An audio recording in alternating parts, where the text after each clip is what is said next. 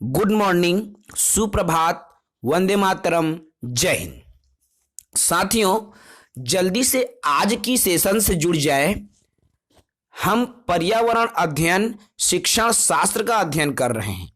अभी तक हमने 6 वीडियो ऑलरेडी अपलोड कर दिया है साथियों, आप सभी जान रहे हैं।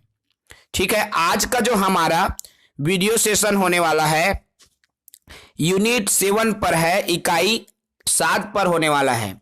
जो भी साथी हमारे वीडियो को पहली बार देख रहे हैं, चैनल पर नए हैं, तो चैनल को सब्सक्राइब जरूर करें साथियों, ताकि आपको सहायक शिक्षक की 100% तैयारी हमारे चैनल से मिल सके।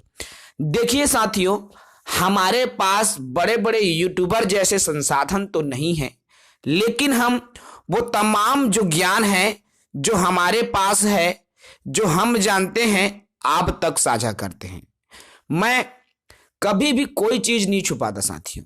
जो चीजें मुझे पता है मैं वो आपको बताता। अगर मैं बेरोजगार रहता, अगर मुझे नौकरी की जरूरत रहती, तो मैं बेशक छुपा देता, क्योंकि मेरे मन में एक जलन की भावना होती कि अगर मैं इनको बता दूंगा तो मेरे से ज्यादा नंबर इनका आ जाएगा। लेकिन मैं खुद एक शिक्षक हूं, मुझे ये कभी भी नहीं लगता कि मैं कोई भी चीज छुपाऊं। इसलिए जो चीजें नोट्स लोग खरीदे हैं, ठीक है, वही चीजें मैं आपको पढ़ा रहा हूं, उसी नोट्स से मैं आपको पढ़ा रहा हूं और बिल्कुल निःशुल्क पढ़ा रहा हूं। साथियों, ज्यादा चर्चा तो नहीं करेंगे। देखिए, एक बात मैं और कहना चाहूंगा, कुछ लोगों द्वारा कमेंट, जो खराब कमेंट भी आते हैं, लेकिन हम ऐसे कमेंट पर ध्यान नहीं देते। हम जो कर रहे हैं हमें लगता है कि हम अच्छा कर रहे हैं, लोग हमें पसंद कर रहे हैं, हमारे लिए यही सबसे बड़ी बात है। हम निरंतर आपके लिए वीडियो ला रहे हैं, लाते रहेंगे। हमारा उद्देश्य है कि सहायक, कम से कम हम जो उद्देश्य लेकर चल रहे हैं सहायक शिक्षक की, तो सहायक शिक्षक की आपको 100% जो तैयारी है यहीं से करवा दें। बहुत से साथी ये भी कहते हैं कि सर, इस वीडियो को देखने के बाद क्या और अन्य तैयारी की आवश्यकता है। देखिए, हमने तो ऑलरेडी साथियों 100% देने का जो कोशिश है किया हुआ है, लेकिन आपको लगता है कि आप में और एक्स्ट्रा पढ़ने की क्वालिटी है तो जरूर पढ़ें। देखिए, ज्ञान कभी खाली नहीं जाता साथियों। आप जितना पढ़ोगे आपके लिए बेहतर ही बेहतर है, इसलिए आप जितना भी पढ़ें आपके लिए बेहतर है। तो चलिए, ज्यादा हम अनावश्यक विषयों पर चर्चा नहीं करते हुए सीधे वीडियो पर आते हैं। देखिए, आज का जो यूनिट है इकाई 7, इकाई 7 है अपने शरीर की देखभाल। इसके जस्ट पहले वाले वीडियो में हमने परिवार के बारे में पढ़ लिया है। अब अपने शरीर की देखभाल तो हमें करना है, लेकिन ये जो शरीर की यहां बात हो रही है साथियों, कौन से शरीर की बात हो रही है, तो वह हो रही है मानव शरीर की बात। ठीक है, अब जब बात मानव शरीर की हो रही है तो हमें मानव शरीर के बारे में ही पढ़ना है। तो अब शुरू करें कि आखिर सबसे पहले ये जो मानव शरीर है वो होता क्या है। एनाटॉमी जिसे बोलते हैं, तो वैज्ञानिकों ने मानव शरीर को मुख्यतः 8 भागों में बांटा है। देखिए, ये जो भाग है अनेकों है साथियों, कहीं कहीं पर इससे भी कम आपको देखने को मिलते हैं, कहीं ज्यादा देखने को मिलते हैं, लेकिन जो 8 हैं हम अपने तरीके से इसको 8 तरीके से, देखिए, कभी भी आपका प्रकार आएंगे तो कितने प्रकार के होते हैं ऐसा क्वेश्चन नहीं आएगा। इसके अंदर से डेफिनेशन पूछेंगे, इसके अंदर से जुड़े फैक्ट पूछेंगे आपसे। तो इन्हीं पर हम चर्चा इस वीडियो सेशन में करने वाले हैं। हम एक एक करके इन 8 बिंदुओं को पढ़ेंगे, जिसमें पहला रहेगा पाचन तंत्र, जिसे डाइजेस्टिव सिस्टम बोलते हैं। डाइजेस्टिव सिस्टम के बाद में आता है श्वसन तंत्र, रेस्पिरेटरी सिस्टम बोलते हैं। उत्सर्जन तंत्र, जिसे एक्सक्रेटरी सिस्टम बोलते हैं। तंत्रिका तंत्र, जिसे नर्वस सिस्टम बोलते हैं। परिसंचरण तंत्र, जिसे सर्कुलेटरी सिस्टम बोलते हैं। कंकाल तंत्र, जिसके स्केलेटन सिस्टम बोलते हैं। अंतःस्रावी तंत्र, जिसे इंडोक्रिन सिस्टम बोलते हैं, और प्रजनन तंत्र जिसको रिप्रोडक्टिव सिस्टम बोलते हैं। तो इस 8 जो सिस्टम है, इस 8 जो तंत्र है, उसी के बारे में हम क्रम से चर्चा करेंगे। तो बिल्कुल अब देर ना करें, सीधे एक एक बिंदु पर हम विस्तार से चर्चा करें। तो देखिए यहां पर आता है पाचन तंत्र। अब ये पाचन तंत्र होता क्या है? तो पाचन तंत्र के अंतर्गत मेन जो बिंदु आती है, आप उसको ज्यादा देखें। इसमें आता है अमाशय, ठीक है। अब ये जो अमाशय है, देखिए अम्ल अर्थात HCl की उपस्थिति रहती है। इसमें जो एसिड है, अम्ल की जो उपस्थिति अमाशय में रहती है। और अम्ल जानते हैं, अम्ल और क्षार 2 होते हैं, ठीक है। हम ज्यादा इस पर नहीं आएंगे क्योंकि हम जो पढ़ रहे हैं केमिस्ट्री नहीं, बायोलॉजी से रिलेटेड है, ठीक है। तो अमाशय में अम्ल की उपस्थिति रहती है। ये जो अमाशय है प्रोटीन को पचाने में मदद करता है, ठीक है।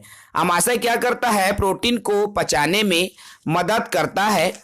भोजन के साथ आने वाले जीवाणुओं को भी ये नष्ट करता है। जैसे आप भोजन के रूप में खाना खाते हैं, है ना, तो आप चाहे खाना को कितना भी धोएं साथियों, जो एकदम सूक्ष्म जीव होते हैं खाने के साथ में चिपक कर आ ही जाते हैं, ठीक है।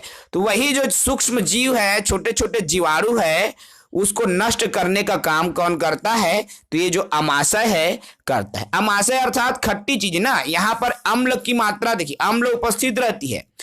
अर्थात जब एकदम खट्टे चीज को जब आप किसी भी छोटे छोटे जीव है उस पर खट्टा पानी डाल के देखना, वो फड़फड़ा उठता है।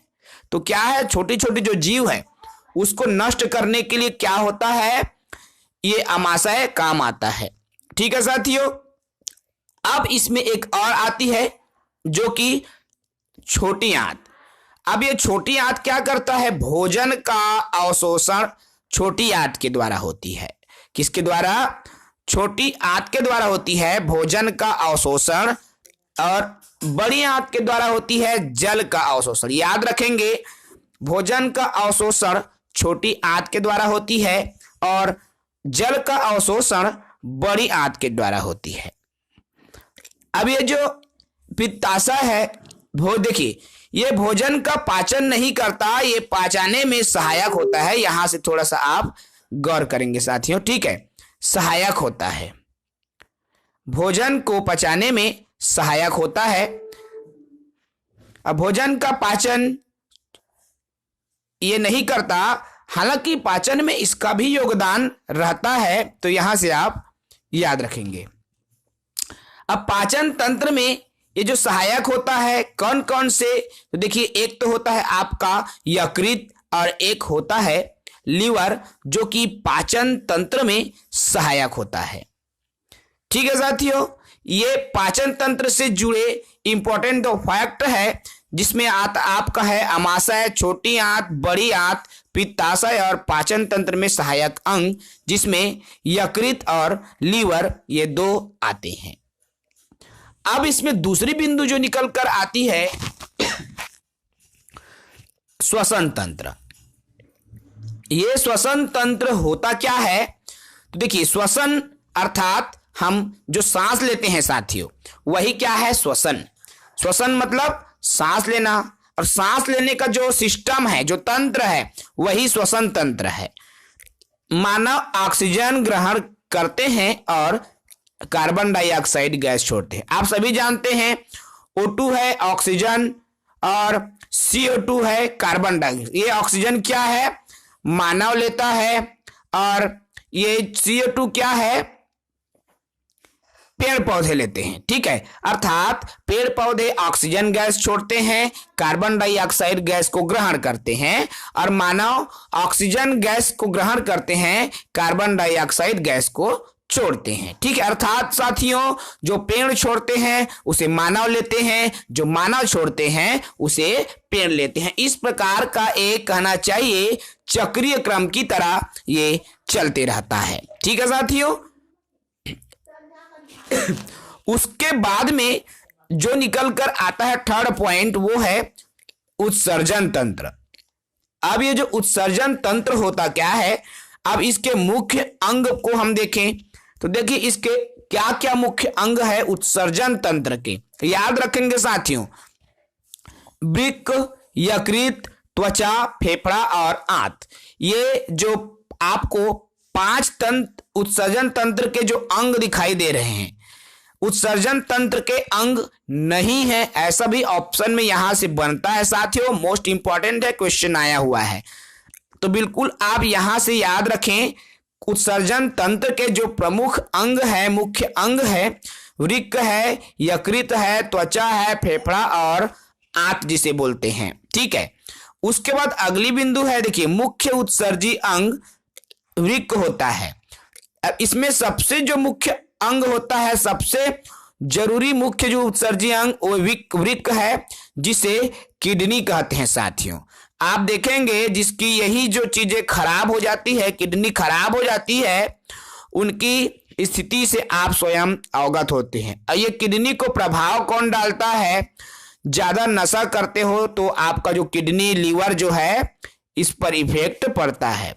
तो सबसे जो मुख्य उत्सर्जी अंग होता है वृक्क होता है, जिसे अंग्रेजी में किडनी कहा जाता है, यहां से याद रखें। उसके बाद में आता है यकृत, अमोनिया को यूरिया में बदलता है। आप देखिए ये जो यकृत है वो क्या करता है, जो अमोनिया होता है उसको यूरिया में बदलता है, ठीक है। उसके बाद में आता है मूत्र में जल की मात्रा 95% होती है। देखिए हम जो मूत्र विसर्जन करते हैं उसमें जल की जो मात्रा है, H2O की मात्रा है, वह 95% होती है साथियों, ठीक है। अगर देखिए इसको किसी भी यंत्र के द्वारा संशोधन करें, इसको प्यूरिफायर करें, तो उसमें शुद्ध जल को निकाला जा सकता है, ठीक है। अब देखिए फेफड़े से कार्बन डाइऑक्साइड व जल का उत्सर्जन होता है। अब कार्बन डाइऑक्साइड और जल का जो उत्सर्जन है फेफड़े से होता है। आप देखोगे जब आप सांस लोगे तो हमारा ये जो फेफड़ा है वही क्या है, फूलता सिकुड़ता है जैसे प्रतीत होता है ना। तो जब आप पानी पियोगे खुलखुल खुलखुल बजता है, आप दौड़ के देखना। तो आप दौड़ के जब देखोगे साथियों, तो आप कहीं भी कूद रहे हो, फांद रहे हो, तो आपका पेट बजने लगता है। तो ये क्या है, फेफड़े में इसका ये उत्सर्जन होता है, ठीक है। अब आता है चौथी बिंदु जो कि है तंत्रिका तंत्र। क्या है चौथी बिंदु? तंत्रिका तंत्र। अब इसको समझें।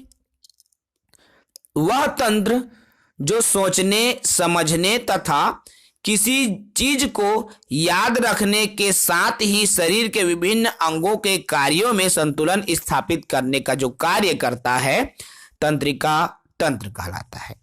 देखिए ये जो तंत्रिका तंत्र है साथियों, आप कोई भी चीज सोच रहे हो, समझ रहे हो, किसी चीज को याद कर रहे हो, या किसी भी विभिन्न भागों के कार्यों को संतुलन स्थापित करना है, तो ये जो तंत्रिका तंत्र है वो मदद करता है, ठीक है। ये जो तंत्रिका तंत्र हमारे ये जो मुंडी दिखाई देती है ना आपकी, ये जो मुंडी खोपड़ी यहीं पर होती है, ठीक है।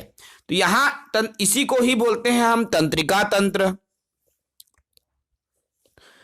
यही से तंत्रिका तंत्र के ही जो मस्तिष्क है उसी के भाग हैं, है ना। हम सोचते हैं, कुछ भी प्रतिक्रिया करें, किसको रिस्पांस भी अगर देना है, जब तक ये तंत्रिका तंत्र कुछ सोचेगा नहीं, मस्तिष्क को सोचेगा नहीं, तब तक क्या है, हम जो है जो मुंह से बोल ही नहीं पाएंगे, है ना। तो ये तंत्रिका तंत्र इस चीज के लिए बहुत बड़े जो रोल है अदा करता है।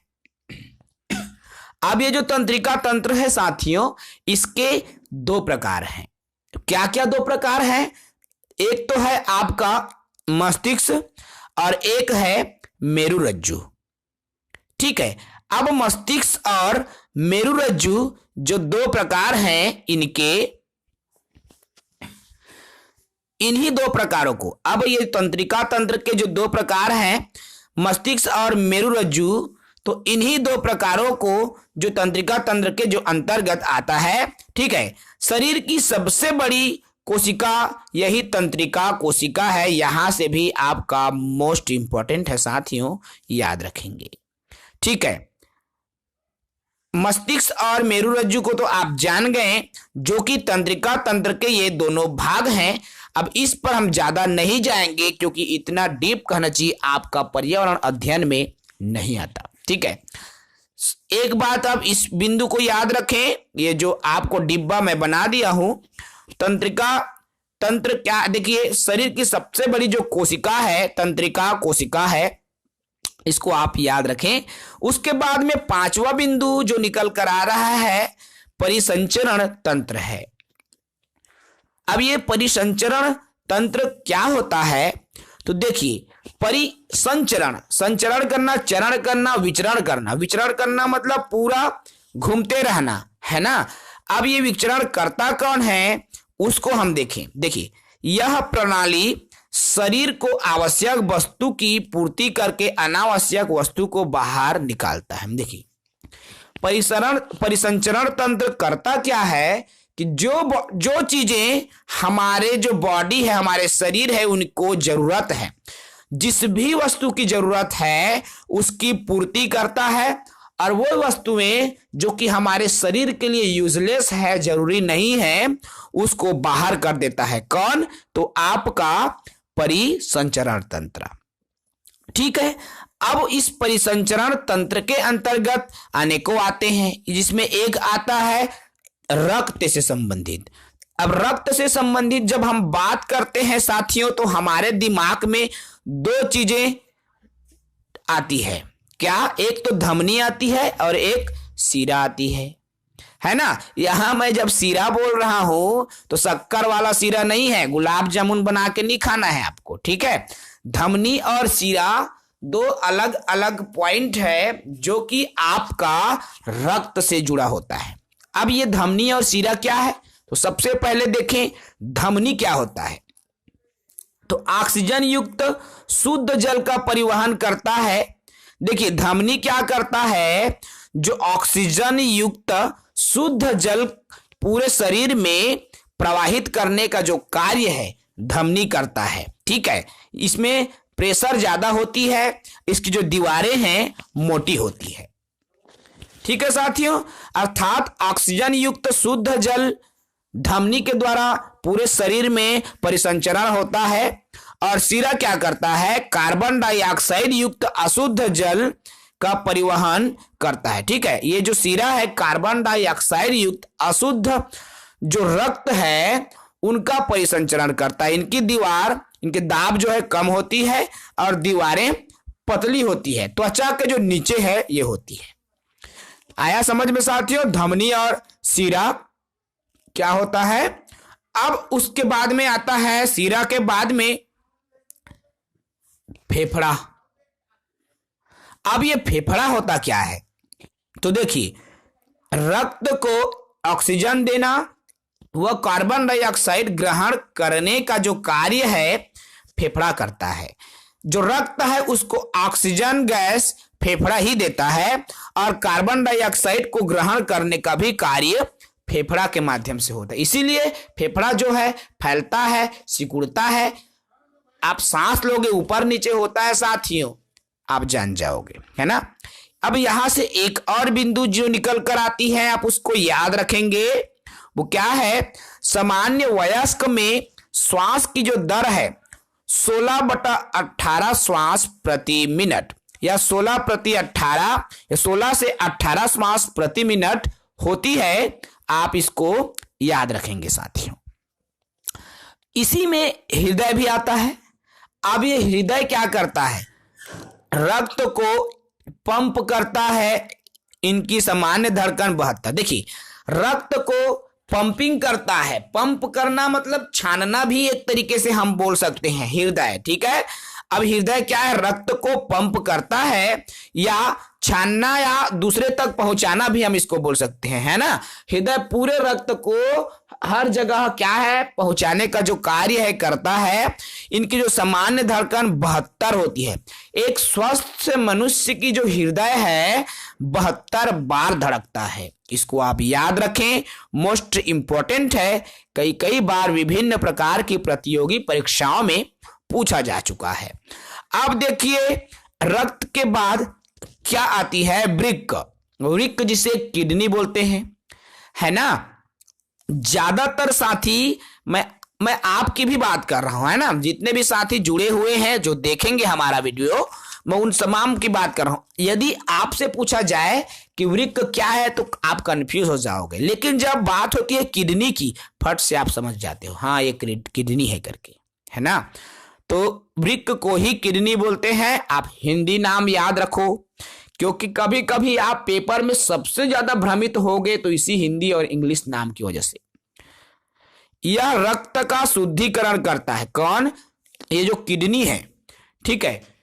किडनी क्या करता है, रक्त को शुद्ध करता है। यूरिया अर्थात यूरिक एसिड पृथक होकर यूरिन के साथ बाहर आ जाता है। यही किडनी है जिसके माध्यम से यूरिक एसिड पृथक होता है और यूरिन के रूप में, अर्थात जो हम मूत्र विसर्जन करते हैं तो उसके रूप में जो गंदगी है वो क्या हो जाता है, बाहर आ जाता है। ये सब कार्य कौन करता है, हमारा किडनी के माध्यम से होता है। और देखिए साथियों, ये जो आपने सुना होगा कि किडनी की जो पथरी होती है, पथरी बीमारी होती है ना, जो कमर के बगल में किडनी है वहीं पर होती है ना। पथरी अपेंडिक्स बोलते हैं, पथरी होते हैं जिसमें शरीर में गोला बनने लगता है।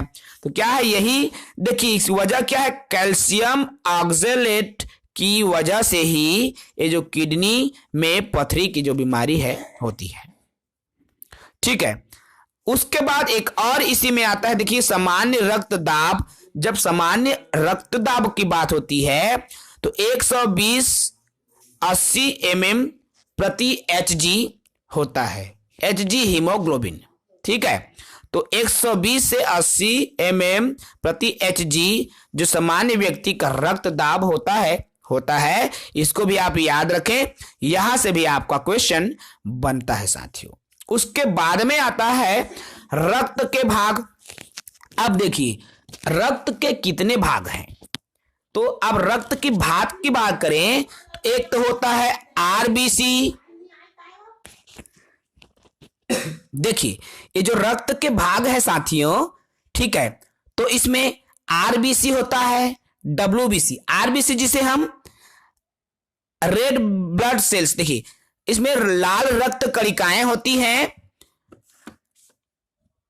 और श्वेत रक्त कणिकाएं, ठीक है। डब्ल्यू अर्थात व्हाइट होता है, श्वेत रक्त कणिका, और लाल रक्त कणिका ये रक्त के भाग हैं, ठीक है। तो इन्हीं के बारे में हम चर्चा करें तो आरबीसी क्या है, तो हीमोग्लोबिन लाल रक्त प्रदान करता है। लाल रक्त कौन प्रदान करता है, तो आपका हीमोग्लोबिन प्रदान करता है, ठीक है। हीमोग्लोबिन की उपस्थिति में ही ब्लड का जो कलर है लाल होता है। अब श्वेत रक्त, देखिए शरीर के रोग प्रतिरोधक क्षमता का निर्धारण यही जो श्वेत रक्त करता है, ठीक है। श्वेत रक्त करता है शरीर की जो प्रतिरोधक क्षमता है, रोग प्रतिरोधक। इसीलिए देखिए शरीर में, सभी के शरीर में रोग प्रतिरोधक क्षमता होती है साथियों। इसलिए आप देखोगे जो हमारे शरीर में जब चोट लगती है, ठीक है, वो कुछ ही दिन में बिना उसमें दवाई लगाए वो ठीक हो जाता है, क्योंकि हमारे शरीर में रोग प्रतिरोधक क्षमता अच्छी रहती है। इसके बाद में एक और आता है बिंदु, हीमोग्लोबिन।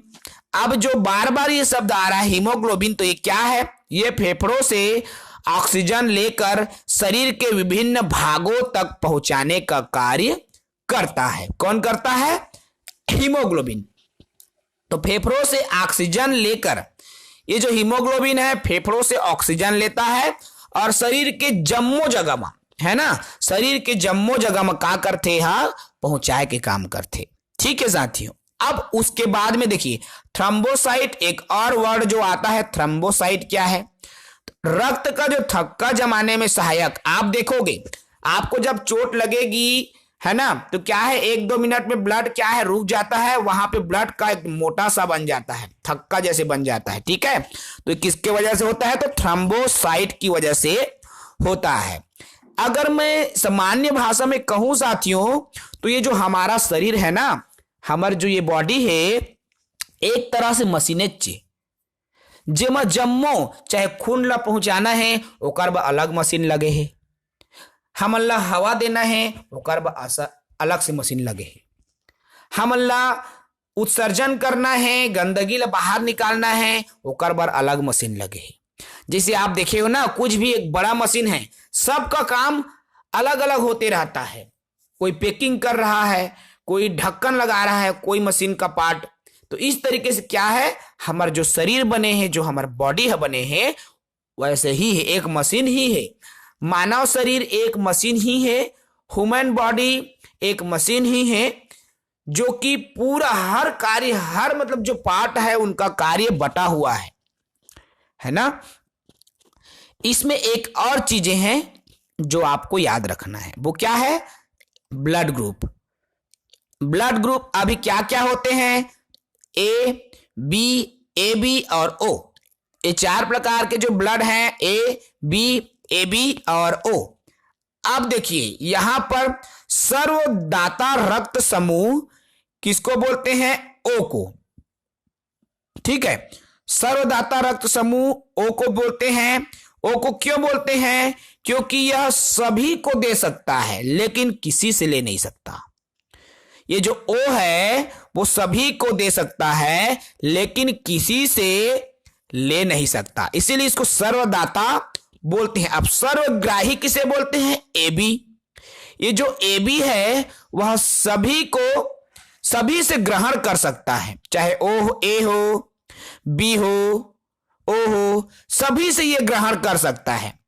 ए बी वाला जो पॉजिटिव, ए बी जो कहना चाहिए, जिस मनुष्य का ए बी ब्लड ग्रुप है वो सभी से ग्रहण कर पाएगा, सर्वग्राही बोलते हैं इसको। ठीक है, उसके बाद में अब एक चीज है आरएच फैक्टर। आरएच फैक्टर को भी आप याद रखो। सर्वप्रथम रीसर प्रजाति के बंदर में ये पाया गया था। ठीक है, आरएच जो फैक्टर है रीसर प्रजाति के बंदर में पाया गया था। भारत में 97% आरएच फैक्टर के लोग होते हैं। छोटी छोटी बिंदु है, मैंने कोई चीजें नहीं छोड़ा साथियों, हर वो चीज रखने का प्रयास किया है। अब ये रक्त की जब हम बात कर रहे हैं तो रक्त से संबंधित आप रोग को भी जान लें। रक्त से जुड़े एक रोग है एनीमिया और एक है हीमोफीलिया। ये वाला क्वेश्चन आपका बार बार बना है। शरीर में रक्त की कमी से एनीमिया रोग होता है। क्या रोग होता है, लोहे या आयरन की कमी से, रक्त की कमी से ये जो रोग है होता है एनीमिया रोग। ठीक है, तो एनीमिया रोग में क्या है, रक्त का जो आकार है अर्धचंद्राकार हो जाता है। ठीक है साथियों, एनीमिया की कमी से जो रोग होता है उसमें रक्त का जो आकार है अर्धचंद्राकार हो जाता है, यही एनीमिया रोग है।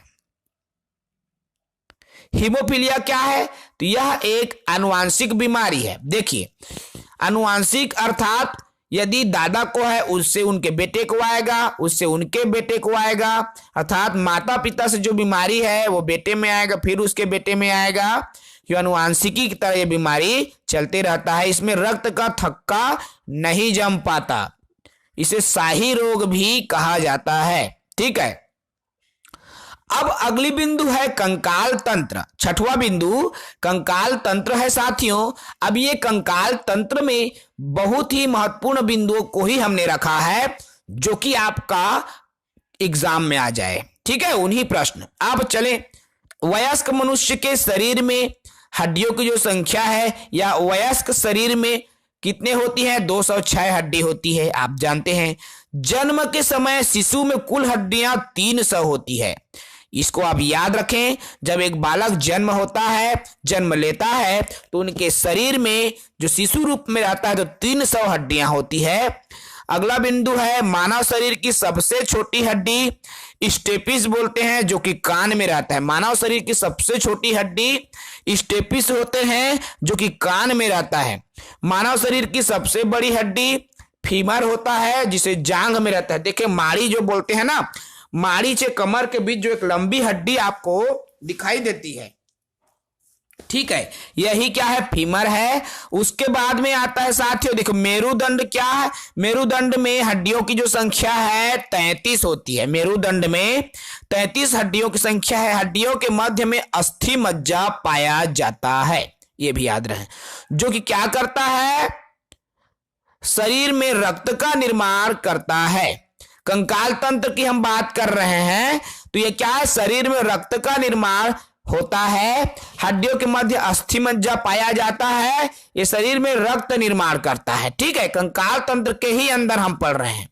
अब ब्लड कैंसर में अस्थि मज्जा को ही प्रत्यारोपित किया जाता है। जब ब्लड कैंसर हो जाता है किसी को, तो इसी अस्थि मज्जा को प्रत्यारोपित करता है, क्योंकि अस्थि मज्जा ही क्या कर रहा है, ब्लड का निर्माण कर रहा है, और यही ब्लड में क्या है, ब्लड कैंसर होता है, ठीक है।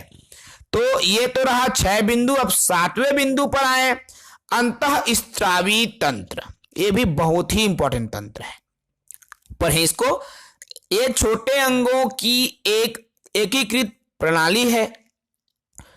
इसमें छोटे छोटे अंगों की एक एकीकृत प्रणाली, अर्थात छोटे छोटे अंग आपस में मिलकर अंतःस्रावी तंत्र का निर्माण करता है, जिससे बहुकोशिकीय संकेतन अणुओं हार्मोन का स्त्राव, इसमें अणुओं और हार्मोन्स का जो स्त्राव है अंतःस्रावी तंत्र से होता है। अब अंतःस्रावी जो तंत्र है शरीर के उपापचय, विकास, यौवन अर्थात जो उम्र बढ़ता है, युवावस्था आती है, उत्तक क्रियाएं, मूड बदलना, जो चित्त बोलते हैं जिसे मूड बदलते रहता है ना, ये सभी अंतःस्रावी ग्रंथ के, अंतःस्रावी तंत्र के वजह से होता है। आप देखेंगे साथियों, आपका जब बेटा 12 से 13 साल से ऊपर का होने लगेगा तो आपकी बात नहीं सुनता, वो युवा नौजवान होने लगता है, उसका मूड पल पल में बदलने लगता है, वो जिद्दी होने लगता है। ये क्या है, अंतःस्रावी तंत्र के वजह से होता है, ठीक है। अब ये जो पुरुष में तो हमने जाना, ठीक है। अब महिलाओं में जो है बदलाव आने लगता है, आप सभी जान रहे हैं, तो वो भी क्या है, अंतःस्रावी तंत्र के वजह से होता है, अर्थात दोनों में, ये पुरुष और महिलाओं दोनों में बदलाव लाता है। पुरुष और महिलाओं के जो प्रमुख अंतःस्रावी ग्रंथियां हैं निम्न हैं।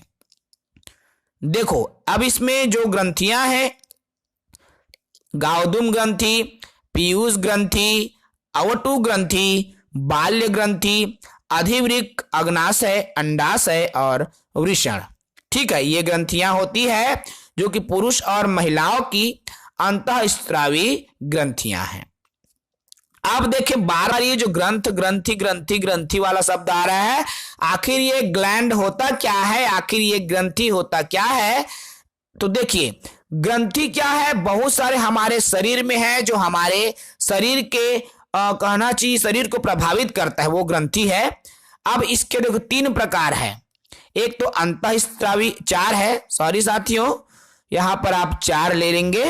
तो एक तो है अंतःस्रावी ग्रंथि, दूसरा है थायराइड ग्रंथि, तीसरा है एड्रिनल और चौथा है जनन ग्रंथि। अब इन्हीं 4 को देखें। अंतःस्रावी क्या है, यह महत्वपूर्ण हार्मोन्स का स्त्रावण कर, देखिए अंतःस्रावी क्या करता है, हार्मोन्स का स्त्रावण करता है। यही वजह है कि जो मानव है, देखना हो, एक लड़का जब 13-14 साल का होने लगता है तो उनके गले की आवाज मोटा होने लगता है, हार्मोन्स की वजह से, ठीक है, हार्मोन्स की वजह से ये सब आप होता है। लेकिन ये यहाँ पर हार्मोन्स जब बदलता है तो वो थायराइड की वजह से आएगा, याद रखेंगे। गला जब मोटा होगा तो थायराइड, क्योंकि गले में होता है, और ये हार्मोन्स की वजह से ही ये सब चीजें होती है। देखिए अंतःस्रावी यह हार्मोन्स का स्त्रावण करता है, जो कि वृद्धि और अन्य क्रियाओं में सहायक है। अब ये जो अंतःस्रावी ग्रंथि की वजह से जो लंबाई बढ़ती है, लड़का हो या लड़की हो, उनका हाइट किसके वजह से बढ़ता है, अंतःस्रावी ग्रंथि की वजह से, ठीक है। अब ये थायराइड ग्रंथि है गले में होता है ना। थायराइड जो ग्रंथि है वह गले में होता है। इसी की वजह से लड़कों की जो आवाज है मोटा होने लगता है उम्र बढ़ने के साथ साथ। थायरॉक्सिन हार्मोन्स यहां से आता है। ठीक है साथियों। अब उसके बाद आता है एड्रिनल। एड्रिनल ग्रंथि क्या होता है, तो देखिए ये जो एड्रिनल ग्रंथि है यह पेट में होता है, जो एड्रिनल हार्मोन्स होता है। ठीक है, जो एड्रिनल ग्रंथि है वह पेट में होता है। अब एड्रिनल हार्मोन्स यह शरीर में क्रोध, भय, रोमांच को नियंत्रित करता है। ठीक है, जो एड्रिनल ग्रंथि है वो क्या करता है, बॉडी में क्रोध को, भय को, रोमांच को नियंत्रित करता है। ठीक है साथियों। अब इसमें एक और आता है जनन ग्रंथि। तो इसमें दो होंगे, पुरुषों में और स्त्रियों में। ठीक है, पुरुषों में जो होता है एंड्रोजन और टेस्टोस्टेरोन होता है। स्त्रियों में एस्ट्रोजन और प्रोजेस्टेरोन होता है। ये मोस्ट इंपॉर्टेंट है, यहां से क्वेश्चन आपका बनता है और बन चुका है, तो अब इसको भी याद रखें। अब अंतिम आता है प्रजनन तंत्र। अब ये प्रजनन तंत्र होता क्या है साथियों, अब देखिए ये प्रजनन तंत्र के बारे में है ना, कि प्रजनन तंत्र होता क्या है। तो देखिए प्रजनन तंत्र का कार्य संतान उत्पत्ति है। ठीक है, प्रजनन तंत्र करता क्या है साथियों, तो यह संतान उत्पत्ति में सहायक है। आप सभी साथी सुने होंगे, आप भी पढ़े होंगे बायोलॉजी, 10वीं तक तो सभी पढ़े होंगे साथियों। तो प्रजनन तंत्र नाम सुने होंगे। तो यह क्या है, संतान उत्पत्ति में सहायक होता है। संतान उत्पत्ति का क्रम भी होता है। क्या है वो क्रम, तो डिंब होता है, फिर भ्रूण बनता है, फिर शिशु रूप में वो जन्म लेता है। ठीक है, इस क्रम को आप याद रखें, क्वेश्चन आपका यहां से भी बन सकता है। ठीक है, संतान उत्पत्ति का एक निश्चित क्रम है, अर्थात जो डिंब होगा पहले, फिर भ्रूण होगा, फिर शिशु रूप में वो जन्म लेता है। इसके अलावा इसमें एक दो और बिंदु है, उसको भी आप देखिए साथियों। नर में होता है शुक्राणु और वृषण। यहां से आप याद रखें, जो लड़का है या नर है उसमें शुक्राणु और वृषण पाए जाते हैं, मादा में अंडाणु पाए जाते हैं। ठीक है, नर में शुक्राणु और वृषण पाए जाते हैं, मादा में अंडाणु पाए जाते हैं, याद रखेंगे। अब हम आए अगले बिंदु पर, तो वो है हमारा गुणसूत्र। अब ये गुणसूत्र होता क्या है ना, ये जो गुणसूत्र है यहां से क्वेश्चन आपका मोस्ट इंपॉर्टेंट बना हुआ है। आप देख सकते हैं टीईटी का एग्जाम आपका यहां से क्वेश्चन बना हुआ है साथियों। गुणसूत्र देखिए, एक तो है मेल जिसे पुरुष बोलते हैं और फीमेल जिसे औरत बोलते हैं। यहां मैं एक बात आपको बता दूं, सैकड़ों क्या हजारों जो कैंडिडेट हैं, हजारों जो साथी हैं, मेल मतलब पुरुष होगा या स्त्री होगा, इंग्लिश में कंफ्यूज है। मेल और फीमेल में लोग कंफ्यूज हो जाते हैं। तो मैं इसको बता दूं, देखिए यहां पर जब आ रही है मेल लड़का है, ये लड़की मेल, इंग्लिश को वो कंफ्यूज हो जाते हैं, लड़का या लड़की होता क्या है। ठीक है, तो कैसे आप इसको याद रखोगे, देखो मेल में म आ रहा है, मेल तो मेल मतलब म और म से मर्द। यहां से अब यही चीजें याद रखो, मेल अर्थात मर्द और फीमेल अर्थात स्त्री या औरत। मेल अर्थात मर्द, म मेल, बस इसी चीज को अब याद रखो, फिर दूसरा तो याद होगा ही। ठीक है साथियों, अब देखिए ये जो गुणसूत्र है उसमें क्या क्या है, SRY जिसमें Y गुणसूत्र होता है वो मर्द है या मेल में आता है, पुरुष में आता है। SRX होगा, X गुणसूत्र वो फीमेल होगा, औरत होगा। अर्थात SRY में वाई गुणसूत्र मेल होगा, एस आर, एक्स में एक्स जो है फीमेल होगा। ठीक है, अब इसको नीचे जो दिया है उसको आप समझें। जब एक्स फीमेल हो और वाई मेल हो तो जब बच्चा पैदा होगा वो क्या होगा, मेल, और मेल क्या है, लड़का है। जब एक्स फीमेल है और एक्स मेल है, अर्थात एक्स वाई में मेल बनेगा और एक्स एक्स में फीमेल बनेगा। इस चीज को आप याद रखें, मोस्ट इंपॉर्टेंट है साथियों। यहां से क्वेश्चन आपका बनेगा ही। एक्स एक्स, देखिए एक्स वाई विपरीत जब हम इसको लेंगे तो मेल बनेगा, समान जब आ रहा है तो फीमेल बनेगा। ठीक है, उसके बाद ये दो बिंदु और है जहां से क्वेश्चन आपका बनता है। मनुष्यों में गुणसूत्रों की जो संख्या है 46 होता है 23 के जोड़ा में। ठीक है, 23 के जोड़ा में 46 गुणसूत्र होता है मनुष्यों में। लड़कों में दोनों गुणसूत्र होते हैं, अर्थात एक्स और वाई। याद रखेंगे, लड़कों में एक्स और वाई दोनों गुणसूत्र होते हैं, लेकिन लड़कियों में क्या होंगे, आपका एक ही गुणसूत्र होंगे। ठीक है, एक्स गुणसूत्र ही होंगे, लेकिन लड़कों में एक्स वाई दोनों गुणसूत्र होते हैं। यहां से आप बिल्कुल याद रखें, मोस्ट इंपॉर्टेंट है। उसके बाद आता है हमारा साथियों भोजन और पोषण। भोजन और पोषण होता क्या है साथियों? ये जो भोजन और पोषण वाला टॉपिक है हम कल के वीडियो में चर्चा करेंगे, क्योंकि वीडियो बहुत ही लंबा हो जाएगा। यदि आज करेंगे तो 1 घंटे से भी ज्यादा की क्लासेस चलेंगी और हम ज्यादा क्लासेस लेंगे तो आप लोग भी बोर हो जाएंगे। तो इसका जो अगला पार्ट है साथियों हम कल चर्चा करेंगे। साथियों, यदि आप हमारे जो हैंड राइटिंग नोट्स हैं उसको यदि आप खरीदना चाहते हैं तो खरीद सकते हैं। हम लगातार आपको स्क्रीन पर नंबर देते रहते हैं, आप वहां से नंबर ले सकते हैं और परचेज कर सकते हैं। आज के वीडियो सेशन में इतना ही। कल फिर से इसी का जो अगला पार्ट अर्थात भोजन और पोषण को कल के सेशन में पढ़ेंगे। तब तक के लिए इजाजत दीजिए साथियों। जय हिंद।